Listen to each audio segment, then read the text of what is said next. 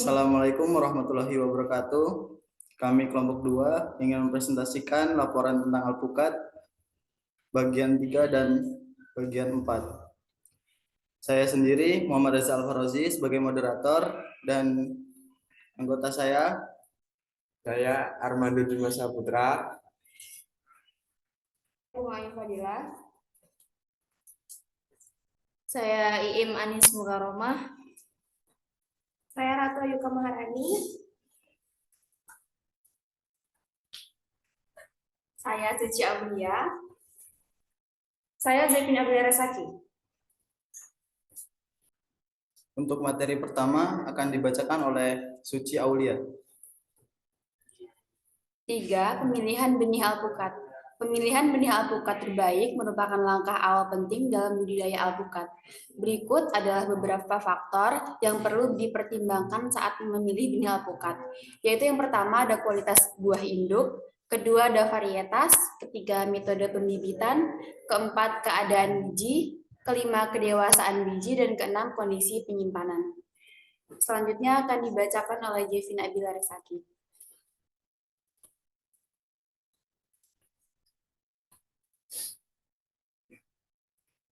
Untuk kualitas benih sendiri itu, pilihlah benih yang memiliki kualitas baik. Benih yang baik harus memiliki ukuran dan berat yang seragam, bebas dari hama dan penyakit, lalu memiliki tingkat kecambahan yang tinggi.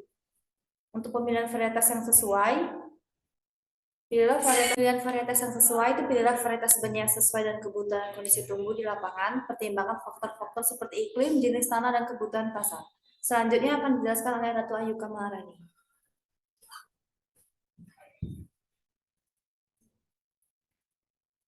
Perlakuan benih sebelum penanaman ada beberapa yang harus kita lakukan. Yang pertama itu penyortiran dan pemilihan benih, yang kedua perendaman benih, yang ketiga perlakuan panas atau dingin, yang keempat perlakuan pengendalian hama dan penyakit, yang kelima pengeringan benih. Untuk mengikuti petunjuk produsen benih dan rekomendasi ahli pertanian dalam melakukan perlakuan benih sebelum penanaman. Selanjutnya akan dibacakan oleh Iim.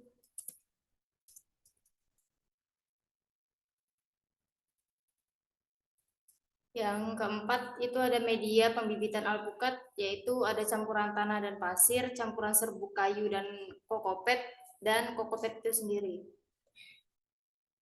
Terdapat beberapa jenis media tanam yang dapat digunakan dalam pembibitan tanaman, baik untuk keperluan pertanian maupun kegiatan hobi berkebun.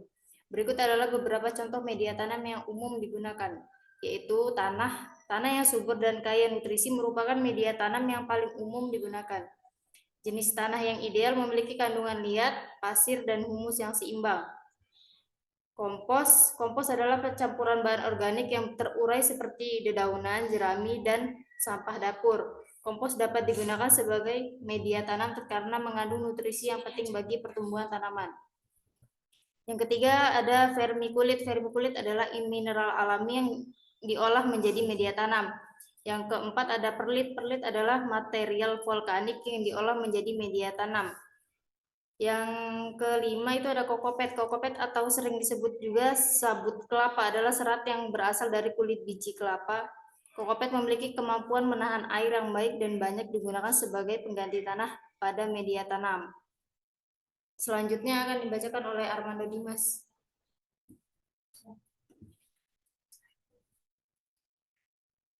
Perbandingan media tanam organik dan anorganik. Media tanam dapat dibedakan menjadi organik dan anorganik berdasarkan komposisi dan sumbernya. Media tanam organik menggunakan bahan-bahan yang berasal dari bahan organik seperti tanah, kompos, kokopet, dan sebagainya. Kelebihan media tanam organik adalah mengandung nutrisi alami yang baik untuk pertumbuhan tanaman. Namun, media tanam organik juga memiliki beberapa kelemahan seperti rentan terhadap serangan hama dan penyakit. Media tanam anorganik. Media tanam anorganik menggunakan bahan-bahan yang berasal dari mineral atau material sintetis seperti perlit, vermiculit, rock wool, dan sebagainya. Kelebihan media tanam anorganik adalah umumnya bersih dan bebas dari hama dan penyakit. Namun, media tanam anorganik juga memiliki beberapa kelemahan, seperti kurangnya nutrisi alami yang dapat ditemukan dalam bahan organik. Selanjutnya akan dijelaskan oleh Bunga.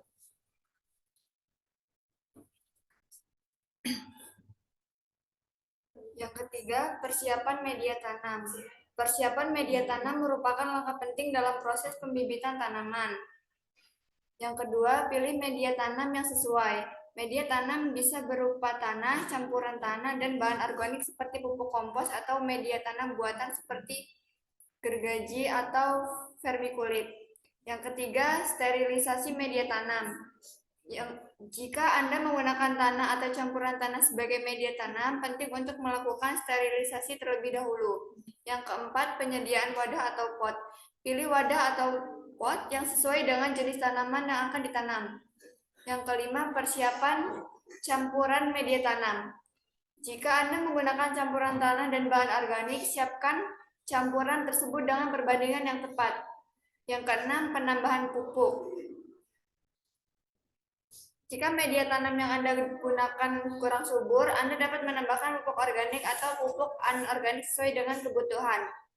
Yang ketujuh, penyiraman. Sebelum menanam bibit, basahi media tanam dengan air secukupnya agar menjadi lembab. Sekian, terima kasih presentasi dari kelompok kami. Kami akhiri. Wassalamualaikum warahmatullahi wabarakatuh.